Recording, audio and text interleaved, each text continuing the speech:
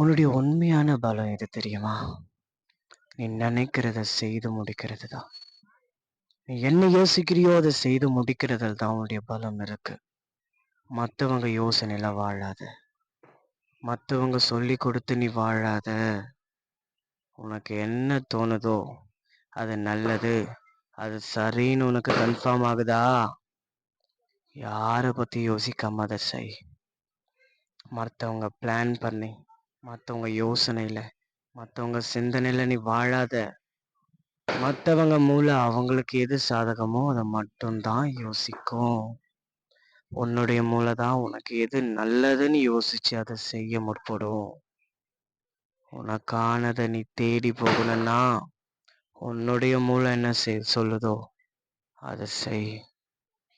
உன்னை மிஞ்சுற அளவுக்கு இங்க பெரிய சக்தி எதுவும் இல்லைன்றத நம்ப.